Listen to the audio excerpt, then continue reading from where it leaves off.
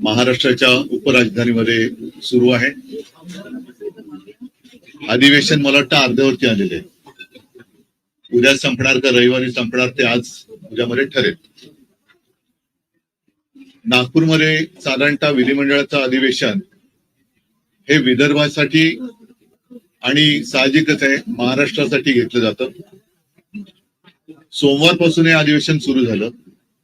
आजपर्यंत म्हणजे आज गुरुवार आणि अधिवेशन तसं म्हटलं तुम्ही म्हटलं जे सांगितलं की मध्यवर्ती आले. विदर्भासाठी या अधिवेशनात नेमकं काय दिलं गेलं हा सुद्धा एक विषय नक्कीच या निमित्ताने उपस्थित केला गेला पाहिजे. हे वर्ष जे आहे फार विचित्र गेलं आपल्याला. महाराष्ट्रावरती कधी नव्हे एवढी मोठी आपत्ती ही अतिवृष्टीच्या रूपाने कोसळली. मी स्वतः मराठवाड्यामध्ये फिरलो. विदर्भातले आमचे आमदार आणि सगळे शिवसैनिक तसं महाराष्ट्रभरच अतिवृष्टीने हाहाकार माजवला. शेतकऱ्यांची घरं दारं, विद्यार्थ्यांची पुस्तकं आणि विशेष म्हणजे पिकं तर सोडून गेलीच, पण अनेक ठिकाणी माझ्यासोबत आपण देखील होतात, शेत जमीनच वाहून गेलेली आहे. आणि मग त्याच्यानंतर मुख्यमंत्र्यांनी एक भलं मोठं पॅकेज असं एक गोंडस शब्द देऊन एक रक्कम घोषित केली. त्या पॅकेजचं पुढे काय झालं तर त्या पॅकेजचं पण ठिबक सिंचन झालंय हे कळायला काय मार्ग नाहीये. एकूणच या अधिवेशनाच्या निमित्ताने असतं की एक पद्धत आहे. पहिला अर्थसंकल्प येतो, मग मागण्या पुरवण्या मागण्या, मग त्याच्यात आणखीनच्या मागण्या, 75,000 कोटीच्या मागण्या कुठून आणणार, कोणाला देणार, राज्यावरती 9 लाख कोटींचं कर्ज आहे. या सगळ्या गोष्टी आपण बघतो आहोत. पण एक मुद्दा मला या अधिवेशनाच्या निमित्ताने उपस्थित करायचा आहे. तो म्हणजे गेल्या महिन्याच्या अखेरीस देशाचे जे मंत्री आहेत, कृषी मंत्री शिवराज सिंग चौहान, त्यांनी सांगितलं की महाराष्ट्राकडून आपत्तीग्रस्तांच्या मदतीसाठी कोणताही प्रस्ताव अद्याप आलेला नाही. आणि हे राज्य सरकारचं बिंग त्यांनी फोडल्यानंतर घाईघाईने शेवटच्या आठवड्यात एक प्रस्ताव केंद्राकडे पाठवला असं जाहीर करण्यात आलं. आम्हाला आता जाणून घ्यायचंय की हा नेमका प्रस्ताव काय गेलेला आहे, किती रकमेचा गेलेला आहे, त्यातून कोणाला मदत होणार आहे. राज्य सरकारला मी पण आहेच विधिमंडळामध्ये, आपण भाग पडलं पाहिजे की हा राज्याच्या मदतीसाठी जर का आपण प्रस्ताव पाठवला असेल तर तो पटलावरती ठेवला गेला पाहिजे. राज्यातल्या जनतेचा, शेतकऱ्यांचा हा अधिकार आहे की मायबाप केंद्र सरकार आमच्यावरती दया दाखवणार आहे की नाही, आणि ते दया दाखवण्याच्या आधी राज्य सरकार हे नेमकं कसं तिथून मदत आणणार आहे. कारण डबल इंजिन सरकार आहे, त्याच्यामुळे 2 इंजिनचं सरकार एका इंजिनकडनं दुसऱ्या इंजिनाकडे, दुसऱ्या इंजिनाकडून परत पहिल्या इंजिनाकडे अशी नुसती ढकलपंची करणार आहे का खरोखर ही मदत पाठवणार आहे. आणि ती मदत तुमचं केवायसी बीवायसी सगळं करणं, आता या सगळ्या मदती त्या खातरजमा करण्यामध्ये अडकलेल्या आहेत. म्हणजे पीक विम्याची सुद्धा तुम्हाला कल्पना आहे की ती जी काय मदत व्हायला पाहिजे ती मदत करण्याचे ते जे ट्रिगर होते तेच काढून घेतले गेले. त्याच्यामुळे मदतीची थट्टा झालेली आहे. 1 रुपयाचा पीक विमा, 6 रुपयाचा पीक विमा, 21 रुपये असे चेक आलेले आहेत. मग हे जी शेतकऱ्याची थट्टा करणाऱ्या कंपन्या आहेत त्याच्यावरती सरकार कारवाई करणार आहे का, आणि असे अनेक प्रश्न आहेत. या प्रश्नाच्या निमित्ताने अधिवेशन जे सुरू आहे त्याच्यामध्ये सरकारकडनं जनतेला उत्तरे मिळाली पाहिजेत. कारण प्रश्न विचारले जातात, व्यथा मांडल्या जातात, राज्याच्या किंवा जनतेची गाऱ्हाणी इकडे मांडली जातात, पण नुसती वेळ मारून नेली जाते. हा आतापर्यंतचा अनुभव आहे. त्याच्यामुळे या अधिवेशनात याच्यावरती काय उत्तर मिळते आणि कार्यवाही दोन्ही काय होणार आहे त्याच्याकडे सगळ्यांचं लक्ष आहे. आणखीन अनेक विषय आहेत, पण पहिलं आपण जर काही प्रश्न असतील तर विचार, मी त्याच्यावरती बोलतो.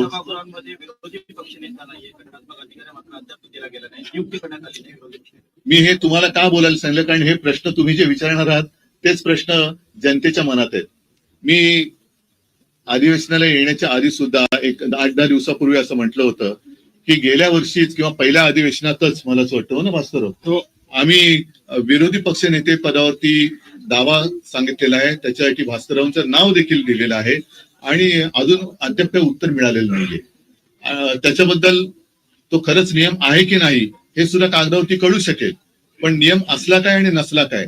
जर नियम असला तरी आणि नसला तरी उपमुख्यमंत्री पद हे संविधानिक नसलेलं पद हे एक नव्हे तर दोन दोन जे सरकार निर्माण करू शकतं ते विरोधी पक्षनेते पद द्यायला घाबरते का?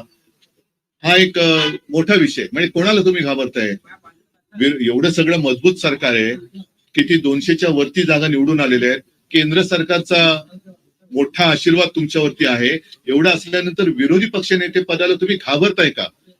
आणि जर विरोधी पक्षनेते पदासाठी नियम लावणार असाल तर उपमुख्यमंत्री ही असंविधानिक पदं ही रद्द केली गेली पाहिजेत. ते सुद्धा जी काय त्यांच्याकडे खाती असतील त्या खात्याप्रमाणेच ते मंत्री ओळखले गेले पाहिजेत.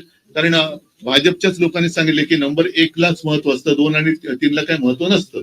त्याच्यामुळे ते बिन नंबराचे जे मंत्री आहेत त्यांचं काय महत्व नाही विधानसभा अध्यक्षांची आहेत विरोधी पक्षनेता नियुक्ती हे एकमेकांवर ढकलण्याचा प्रयत्न नेहमी होतो. तर मग नाही भेटण्यापेक्षा हे भेटण्याची काय लोकशाहीतली मांडणी आहे. लोकशाहीतली मांडणी आहे. अध्यक्षांना आणि मुख्यमंत्र्यांना हे कसं सगळं सांगड घातले गेले तुम्हाला माहिती आहे. अध्यक्षांबद्दलची सुद्धा आमची मतं गेल्या टर्म मध्ये आम्ही व्यक्त केलेली आहेत. त्याच्यामुळे ही ढकलपंची करताना मग मुख्यमंत्र्यांनी विचारलं पाहिजे, लोकशाहीचा महत्वाचा घटक आहे, राज्याचे प्रमुख आहेत, की का तुम्ही अजून करत नाही? आम्ही तर पत्र दिलेलं आहे. शेतकऱ्यांची आत्महत्येचा प्रश्न घेऊन आहे. गेल्या 6 महिन्यामध्ये जवळपास 780 शेतकऱ्यांनी आत्महत्या केलेली आहे. विदर्भ आणि मराठवाड्यात त्यांचा आकडा अजूनही जास्त आहे. त्याच्याकडे कोणाचं लक्ष आहे? कारण हे सरकार अख्खच्या अख्खं प्रचारामध्ये गुंतलेलं आहे. हेलिकॉप्टर सुटतायत, बॅगा भरभरून आनंदाचा सीधा जातोय. या सगळ्या प्रचारात म्हणजे आता सुद्धा अधिवेशन आटपून ताबडतोब प्रचाराला लागतील. अधिवेशन संपल्यानंतर लगोलग दुसऱ्या निवडणुकीची आचारसंहिता लागेल. म्हणजे निवडणुका मागून निवडणुका हा सगळा खेळ. आणि गेल्या वेळेची ही आता जी निवडणूक आहे अजून त्याचा निकाल लागायचा आहे. मला नाही वाटत अशी निवडणूक यापूर्वी महाराष्ट्र राज्याने अनुभवली होती. पूर्वी आपण इतर राज्यांच्या निवडणुकांची उदाहरणं द्यायचो की बघा तिकडे कशी गुंडागर्दी सुरू आहे, कसे बंदुका काढल्या जात आहेत, बूथ कॅप्चरिंग कसं केलं जातंय, पैशाचं वाटप कसं केलं जातोय. हे सगळं आपल्या महाराष्ट्रामध्ये ज्यांची उदाहरणं देत होतो त्या राज्यात आता आपल्या महाराष्ट्राचं उदाहरण दिलं जात असेल की बघा तिकडे कशी बेबंदीशाही सुरू आहे. म्हणजे कोणाचं पायपोस कोणात राहिलेलं नाहीये. मित्र म्हणताना एकमेकावरती धाडी टाकतायत, एकमेकाचे पैसे उघडकीस आणतायत. रोज कोणत्या ना कोणत्या तरी मंत्र्याचे भ्रष्टाचार अगदी पुराव्यानिशी बाहेर येत आहेत, त्यांच्या फिल्म बाहेर येत आहेत, पैशाच्या थप्प्या बाहेर येत आहेत. तरी सुद्धा मुख्यमंत्री ढिंब आहेत. म्हणजे मुख्यमंत्र्यांनी अजून एक खातं निर्माण केलं पाहिजे आणि त्याचं नाव पांघरुण मंत्री असं ठेवायला पाहिजे. म्हणजे जे बाकीचे जे मंत्री आहेत ते हातपाय पांघरुण बघून हातपाय तरी पसरतील आणि मुख्यमंत्री बसलेत पांघरुण घालायला. त्याच्यामुळे इतर खात्या माझ्या सूचना तर जाऊ दे ना, इतर खात्याच्या बरोबरीने मुख्यमंत्र्यांनी पांघरुण खातं हे तयार करावं आणि स्वतः त्याचं चार्ज घ्यावा. कारण त्यांच्याकडे म्हणजे मला मुख्यमंत्र्यांची दया होते की कोण होतास तू, काय झालास तू, एवढ्या सगळ्या भ्रष्टाचाराने जवळ घेतलंस तू, स्वतःच्या पांघरुणात घेतलंस तू, काय होतास तू, काय झालंस तू, भ्रष्टाचारानं पांघरुणात घेतलंस तू. तसं म्हणजे ही महाराष्ट्राची संस्कृती नाहीये. इथे राज्य विधिमंडळाचं अधिवेशन सुरू आहे तसं संसदेतही अधिवेशन सुरू आहे आणि तिथे भाषणात अमित शहानी आणि तुमच्यावर आणि तुमच्या पक्षावर टीका केलेली आहे. जो न्यायमूर्तींविरोधात महाभियोग चालवला जातो आहे, जो प्रस्ताव विरोधी पक्षाकडून दिला गेलाय, त्यात तुमच्या पक्षाच्या नेत्यांनी काय विषय काय तो जो मधुराईचा प्रश्न आहे, जो गृहमंत्र्यांना आहे, मला वाटतं तो एक जरा एक मिनिट. अमित शहाचं विधान आहे की उद्धवजींच्या पक्षाने आणि उद्धवजींनी या प्रस्तावावर सही करावी. नाही पण काय म्हणून सही करू नये असं त्यांना वाटतं? कोणत्या विषयावर? नहीं मामला समझ में आ गया, लेकिन वो क्या कहना, अरे भाई कहना क्या चाहते हो? हिंदी मग असं बोला ना. आता अमित शाह फार मोठे हिंदुत्ववादी आहेत आणि त्यांचा एक फोटो कोणीतरी ट्विट केलेला आहे. कारण हिंदुत्व मला अमित शहाने शिकवण्याची गरज नाहीये आणि भाजपाने तर अजिबात नाही आणि संघाने पण नाही. तूर्त काय झालेलं आहे की गेले 2-3 दिवस लोकसभेच्या म्हणजे संसदेच्या अधिवेशनामध्ये वंदे मातरम या विषयावरती चर्चा किंवा बहस, एखाद्या राष्ट्रात राष्ट्रगीतावरनं बहस कशी काय होऊ शकते? आणि इतक्या वर्षानंतर ह्यांना अचानक वंदे मातरम का आठवलं? आपला देश त्या वंदे मातरमला 150 वर्ष झाली आणि भाजपचं वंदे मातरम हे फक्त 1 डे मातरम आहे, एका दिवसासाठी आहे, 1 डे मातरम. कारण बाकीच्या वेळेला त्यांना त्याची काही पडलेली नाहीये. भारतात काय चाललेलं आहे, वंदे मातरम म्हणताना माझी माता किती दुःखात आहे याच्याकडे त्यांचं लक्ष नाही. पण हिंदुत्वावरनं आम्हाला अमित शहा जे विचारतायत, त्या अमित शहानं आम्हाला प्रश्न विचारायचा तुमच्या सगळ्यांच्या माध्यमातून, की तुमच्या मंत्रिमंडळात गोमांस खाणारे मंत्री आहेत आणि ते सांगतात की मी गोमांस खातो, कोण मला अडवते बघतो. आणि एवढंच नाहीये तर हा एक फोटो आहे 9 डिसेंबरचा, तो ते जे मंत्री आहेत, मी गोमांस खातो, कोण मला अडवते, त्यांचं नाव आहे किरण रिजिजू. त्यांच्या बरोबर अमित शहा जेवतायत. आता त्यांच्या थाळीत आणि यांच्या थाळीत काय आहे मला माहिती नाही, पण अमित शहाना जर हिंमत असेल, माझ्या हिंदुत्वावरती त्यांना शंका घ्यायची असेल, तर पहिलं रिजिजूना त्यांनी मंत्रिमंडळातून काढलं पाहिजे, कारण रिजिजू गोमांस खातात ते स्वतः ते बोललेले आहेत. त्याच्यानंतर आणखीन एक मुद्दा तुम्हाला सांगतो, तो म्हणजे गेल्या काही दिवसात दिल्लीमध्येच संघाच्या कार्यालयासाठी प्राचीन मंदिर पाडलं. ही एक बातमी जोरात चालली. मी त्याच्यावरती काय भाष्य केलं नव्हतं, पण अमित शहाना मला विचारायचंय की हे मंदिर पाडताना संघाच्या कार्यालयासाठी तुम्ही मंदिर पाडून तिकडे संघाचं कार्यालय उभारताय.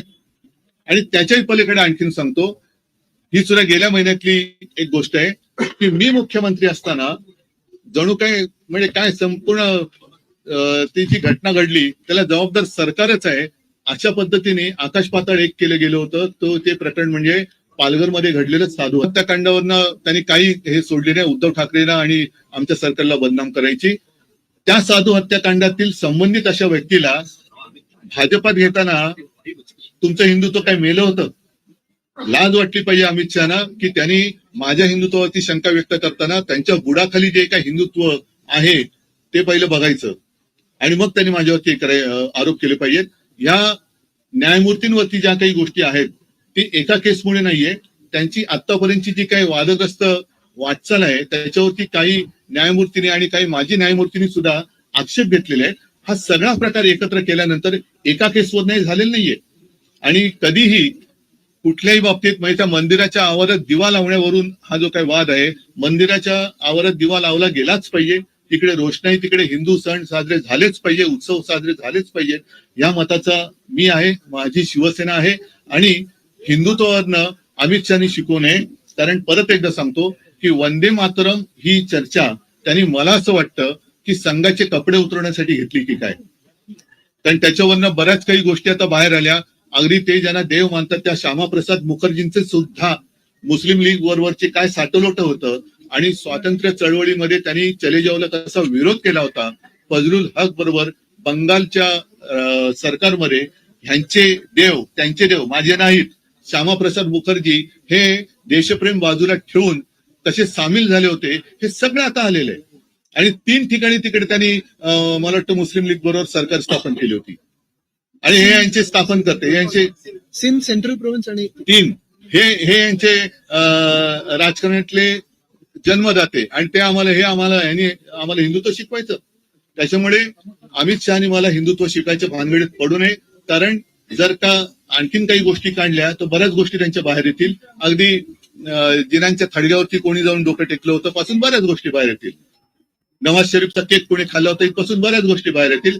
अगदी देशाबरोबर अतिरेकी कारवाया करणाऱ्या पाकिस्तान बरोबर त्यांचा पोरगा क्रिकेट खेळतोय तेव्हा ह्यांचं हिंदुत्व कुठे जातं, कोणत्या टोपीखाली धरतं. अमित शहानी जर जय शाह त्यांचं ऐकत नसेल आणि त्याला हिंदुत्व मान्य नसेल तर तसं सांगायचं की मी हिंदुत्ववादी आहे पण जय शाह हिंदुत्ववादी नाही, तो पाकिस्तान बरोबर क्रिकेट खेळतोय. मग त्याला एकतर त्या क्रिकेट कंट्रोल बोर्डाचा राजीनामा द्यायला लावा, नाहीतर हिंदुत्व तरी स्वीकारा, नाही तर हे तरी स्वीकारा.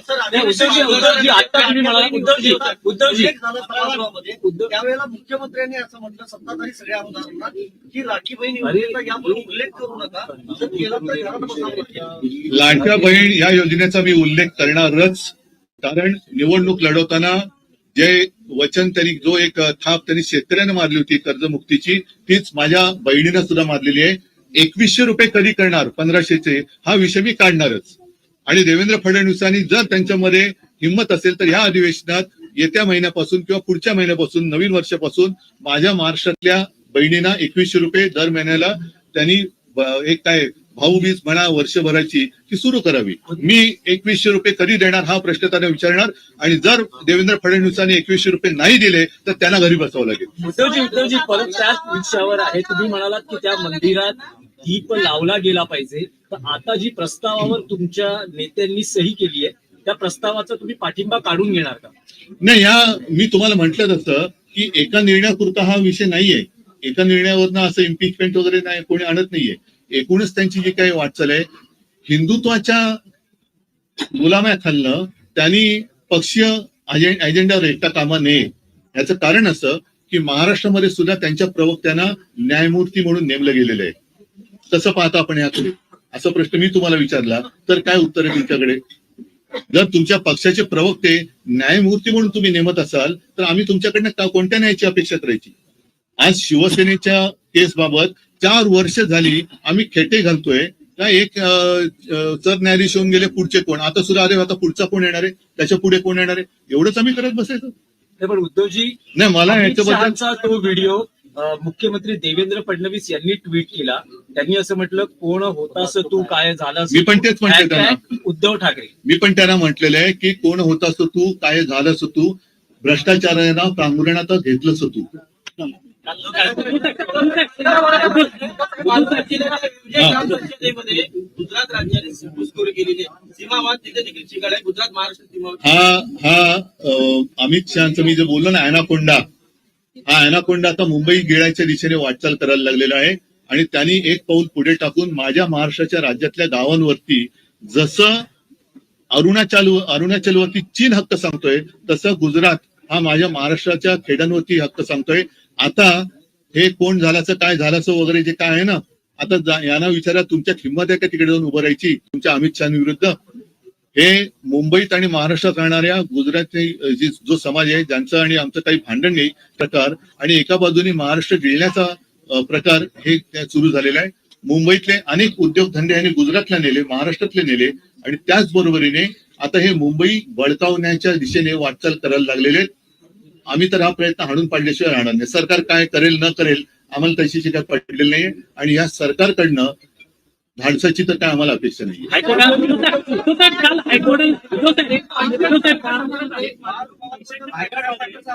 चौकशी होत नाहीये. मात्र या पैशांच्या बॅगाच्या सापडत आहेत, त्याच्यात जे पैसे सापडतात ते बिझनेससाठी असतील, व्यवसायासाठी असतील अशी कारणं सत्ताधारी देतात. मात्र चौकशी होत नाहीये. सकाळी अंबादास दानवेंनी 3 व्हिडिओ. म्हणूनच मी म्हटलं ना की आणखीन एक खातं निर्माण करावं, पांघरुण खातं, आणि त्याचं कारण हेच क्लीन चिट देत आहेत.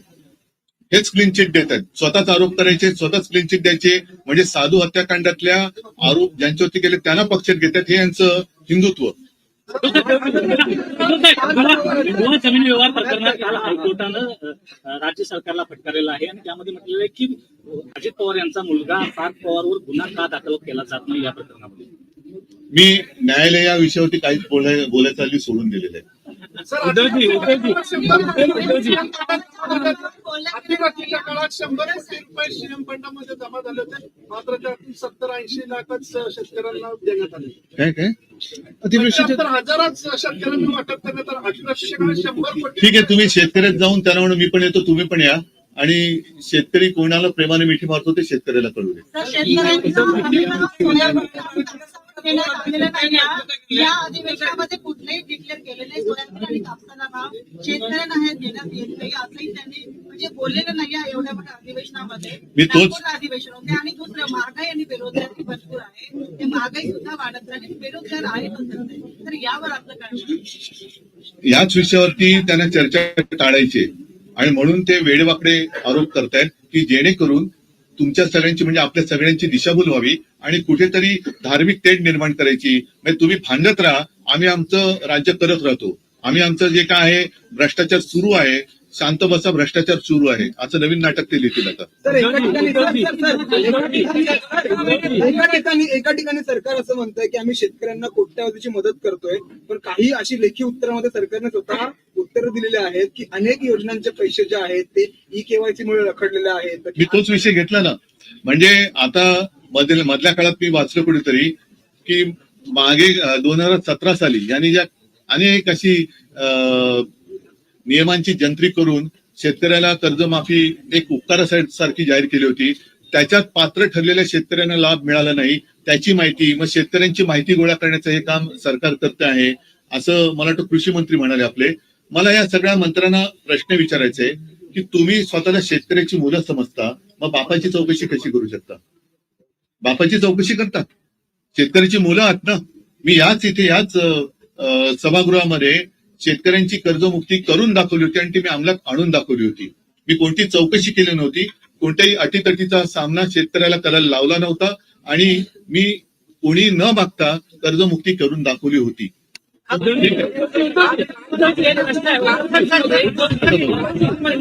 प्रश्न आहे.